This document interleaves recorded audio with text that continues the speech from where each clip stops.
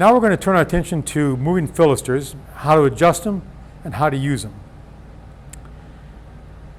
There's a number of things that make this different than rabbet planes, and really the moving filisters are the most, I would consider the most usable joinery plane in the shop. Rabbets are quite a common joint, as I said before.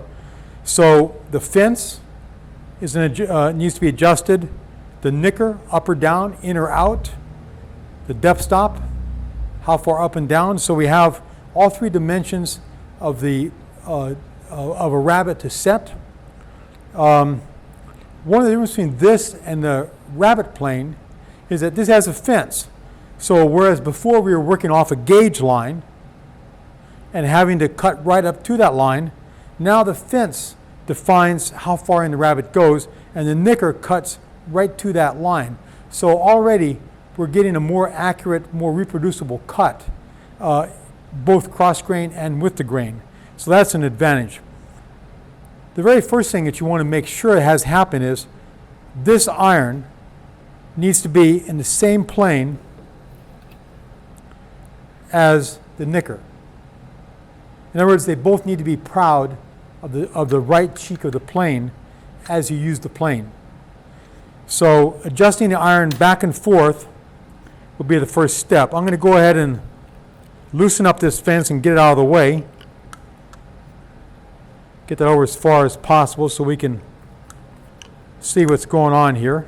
And then I'll tighten it up way over here. I'm not going to make the rabbet this wide, but we're just going to take a look at things.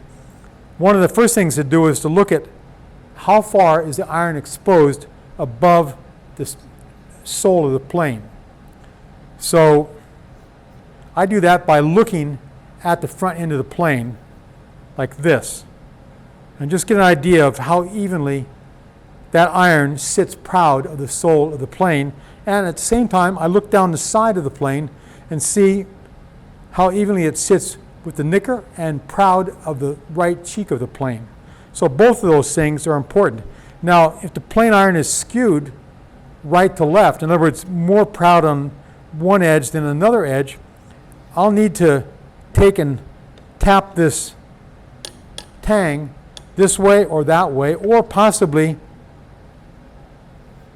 tap the plane iron to move it into the body a little bit.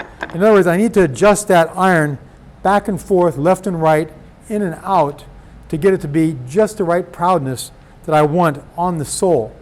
And I'll do that with a few practice passes. Once I've got the iron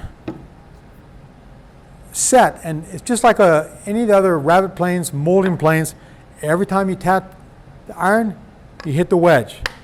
Make sure the wedge always remains snug and the iron is always captured tightly in there so it doesn't move after you've adjusted it. So we'll go ahead and do that, and then my next step is to figure out how wide do I want my rabbet to be. So I'm going to loosen up these screws here and say I want my rabbet to be 1/2 inch wide.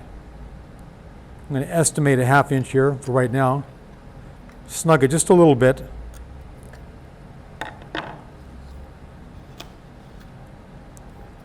Put a rule on here and measure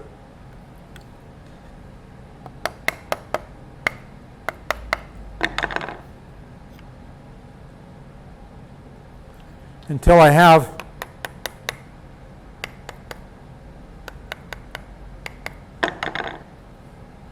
the same 1/2 inch mark on the heel and the toe. That's right on a 1/2 inch right there. It's a little bit proud right here. So I'm going to hold it right here and move the tail of the fence over just a little bit. And that looks right on now also. So once I've got that snugged, or once I got that set, I'm going to snug these two fence screws up. I'm going to test again and make sure that my fence has not shifted on me. And recognizing that the iron is proud of the sole, if you need precisely a 1/2 inch, you might need to go less here and actually measure off the iron. So say the iron was a 16th proud. You might need to measure this at a 16th less than a half, 16th less than a half. This would be right on a half then. So you might need to adjust the fence relative to how proud your iron is. But you want to take some care on that, because otherwise your fence and your iron are going to cut a tapered groove along the length of your stock. The other thing to think about is how much depth you want on this rabbet. I've got this set currently for 3/8 of an inch, which is good for stock that's 3/4 of an inch wide. You might have a rabbet. I'm going to move that in just a little bit, make my rabbet just a little bit less than half the width of the stock I might be cutting on. We'll just check that out. So it's just a hair under 3/8. And then I need to make sure my knicker for this cross grain work is proud. So I may need to snug this in just a little bit. Now remember earlier I said, if you need to adjust these knickers very much, the way to do that is to file the long edge, then reshape this cutter right here. But you can do a small amount of adjusting. You want to make sure that knicker is snugged in here so it isn't pushed back out by the action of the planing action like that.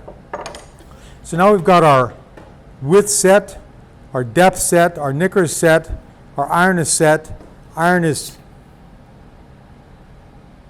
parallel to the knicker, and you can see, if you look very carefully, you can see there's a gap along the straight edge here, but the iron and knicker are in the same relative planes. That's important. So, once we get ready to start, you might think we would just push forward, but we don't. The first cut is backwards.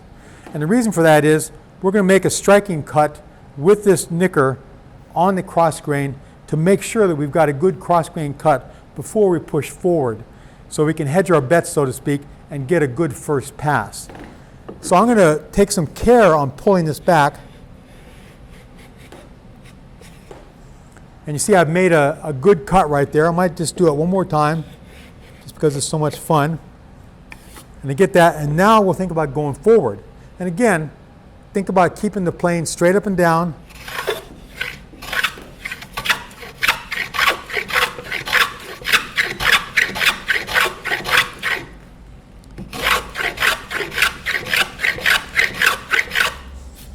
Check once in a while, see if you're keeping your rabbet flat, in other words, not tilted one way or the other.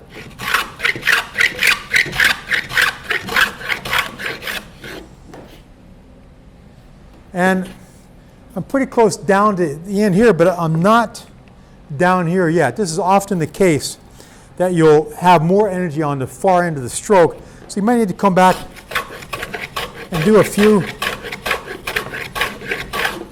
cleanup passes on the close end.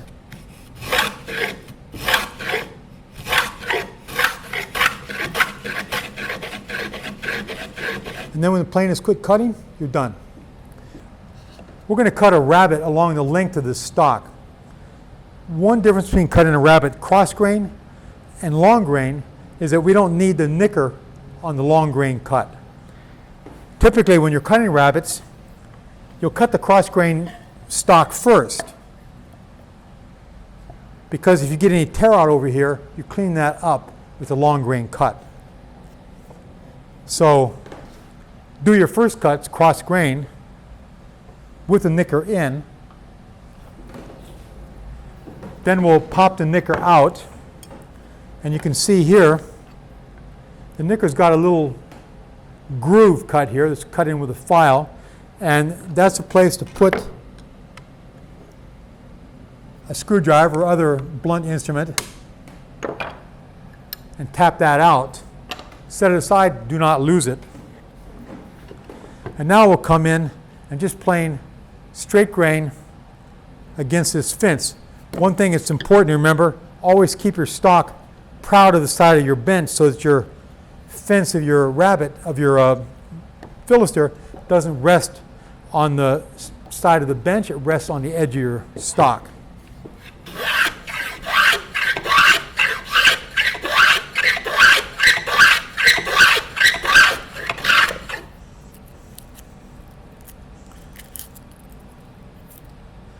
need to think about cleaning out the shavings once in a while here.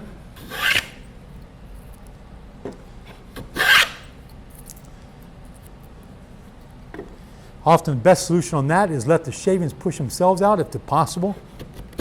Take a pass. They'll kick out the previous shavings and you can pull those out.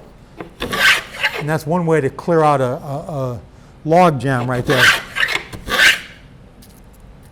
And then in the future, remember to pull them out.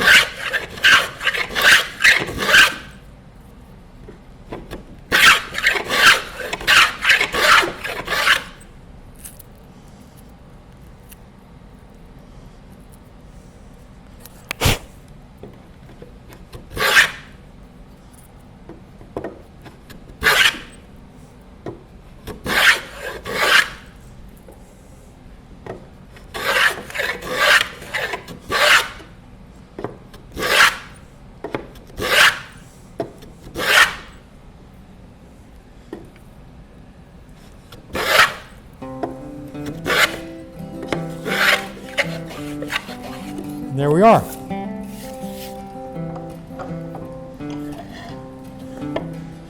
One rabbit all the way around for all practical purposes.